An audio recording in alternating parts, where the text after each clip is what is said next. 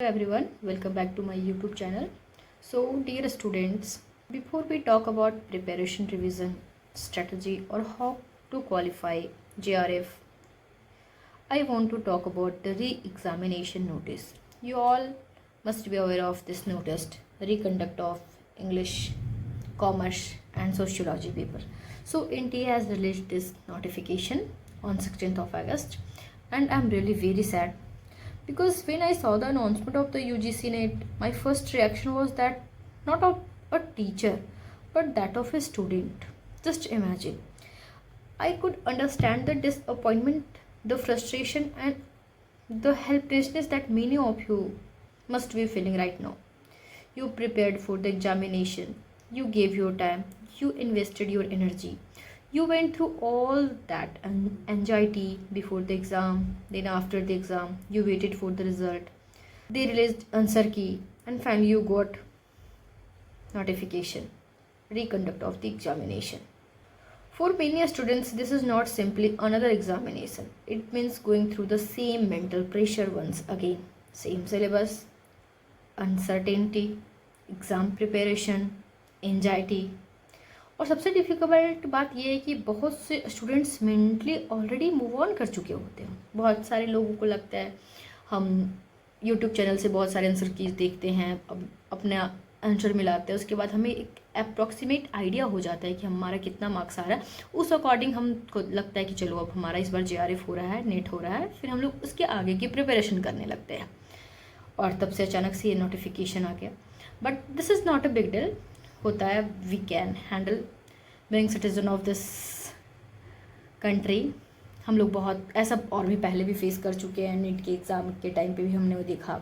अभी रिसेंटली झारखंड में भी प्रोटेस्ट चल रहा है, और फिर after joining CGL examination, PGT examination, so those who have qualified are serving for more than 1 year, 2 years, or 6 months. They are getting their salary, and last night everything shattered. They are disappointed. They are crying. Their family is in depression. So situation बहुत ही ज़्यादा worse है अभी. So but it's okay. We have no other option. We have to manage. We have to accept this reality, and we have to act accordingly. So अब चूँकि NTA का ये notice आ गया है और एग्ज़ाम 9 सितंबर को लिया जाएगा, तो उसके लिए प्रिपरेशन करना ज़रूरी है।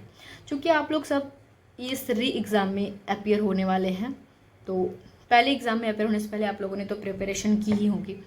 बट इतना दिन हो गया है, उसके बाद प्रिपरेशन आपका कितना भी अच्छा हो, रिवीजन बहुत ही ज़्यादा ज़रूरी होता है। और ये मैं अपने सेल्फ एक्सपीरियंस से बता रही हूँ। मैंने JRF किया हुआ है, मैंने मास्टर्स के साथ ही JRF क्वालिफाई किया है। सो ये बहुत ज़रूरी, कंसिस्टेंसी सबसे ज़्यादा इंपॉर्टेंट होता है किसी भी एग्ज़ाम को क्वालिफाई करने के लिए। सो अभी अब चूँकि 22 डेज़ बचा हुआ है, सो 20 डेज़ का एक टारगेट लेके हम लोग अपना शुरू करते हैं। मैं आपको अपने सेल्फ एक्सपीरियंस से बताऊँगी जो सबसे ज़्यादा इंपॉर्टेंट है अभी के टाइम पर, दैट इज़ PYQ।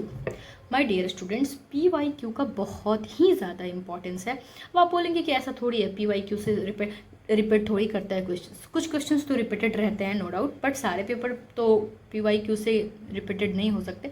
लेकिन आपको एक चीज़ समझना होगा कि PYQ आपको डायरेक्ट क्वेश्चन तो नहीं देगा, बट आपको उस क्वेश्चन की ओर जाने का एक बहुत ही अच्छा रास्ता दे देता है। और आप सोच रहे होंगे कि PYQ हमने तो पढ़ा है फिर भी नहीं हो पा रहा। तो PYQ का पढ़ने का एक तरीका होता है।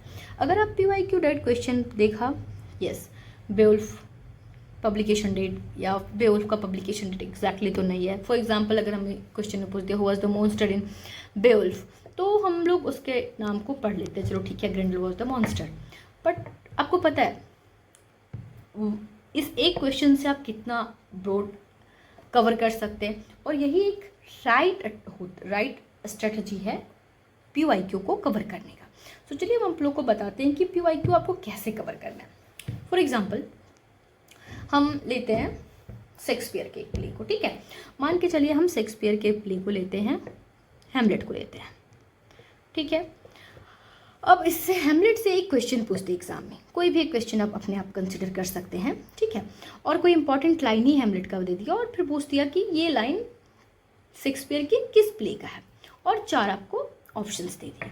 अब आपने देखा कि नहीं, ऑप्शंस के अकॉर्डिंग आपने एनालाइज किया कि चलो हाँ ये है, व्हाट्स इन द नेम, अगर हम फॉर एग्जाम्पल लेके व्हाट्स इन द नेम अगर पूछा है तो ठीक है, चलो what's in the name Shakespeare का एक लाइन है और ये किस प्ले का है। तो प्ले ऑप्शंस में मान के चलिए 4 प्ले आपको ऑप्शन में दिया है, एक प्ले आपका आंसर हो जाता है।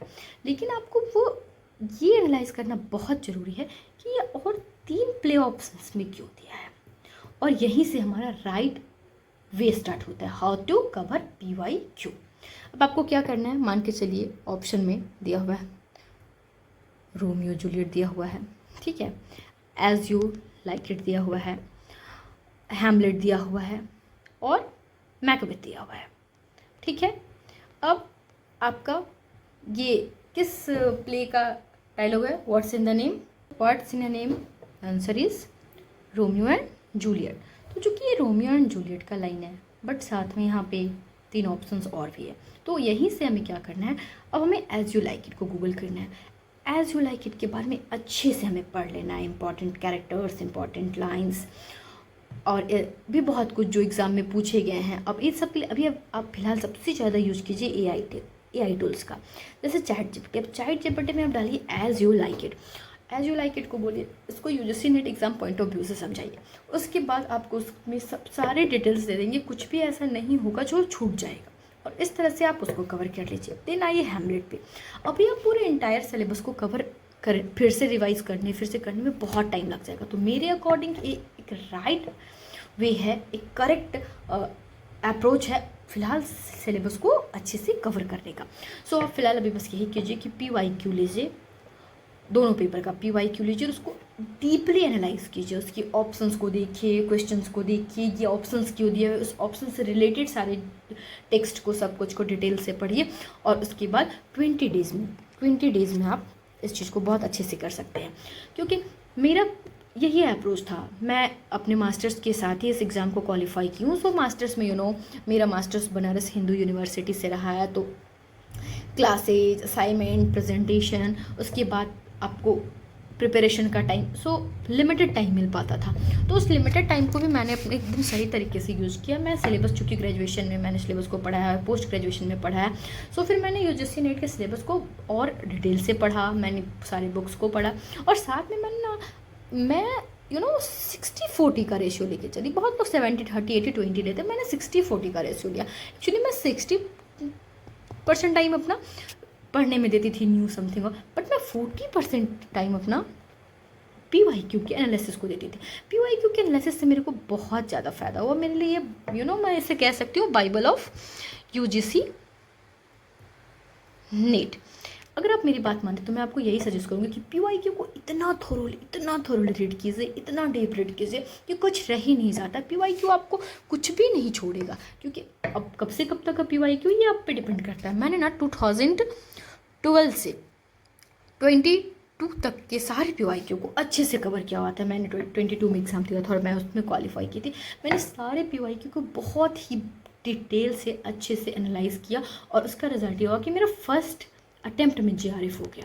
सो मैं आप लोगों से भी यही कहना चाहती हूँ कि बस आप PYQ को एक सही अप्रोच के साथ अच्छे से उसको कवर कीजिए, और फिर आप देखिए 20 डेज़ है तो 20 डेज़ में आप फिर से इंटायर सिलेबस को शुरू से कवर करना, फिर कुछ नया पढ़ना, ये सब नहीं।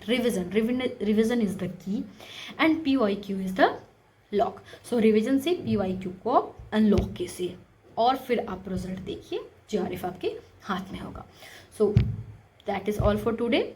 सो मैंने जो फ्रेमिस थ्योरी स्टार्ट किया है वो मैं आप लोगों को कंटिन्यू रखूँगी। अभी मैं मिडिल इंग्लिश पीरियड शुरू करने वाली हूँ। सो मिडिल इंग्लिश पीरियड के लेक्चर में अगर आप अपना UGC नेट प्रिपरेशन को अच्छे से करना चाहते हैं और एक राइट स्ट्रेटजी फॉलो करते हुए एग्ज़ाम को क्वालिफाई करना चाहते हैं, तो मैं UGC नेट के पूरे सिलेबस को यूट्यूब पे फ्री में कवर कर रही हूँ और करने वाली हूँ। मैं पूरे सिलेबस को पढ़ाऊँगी। सो प्लीज़ मेरे वीडियो को देखिए। अगर आपको मेरे वीडियोज़ अच्छे लगते हैं तो मेरे चैनल को लाइक कीजिए, सब्सक्राइब कीजिए। Thanks for watching.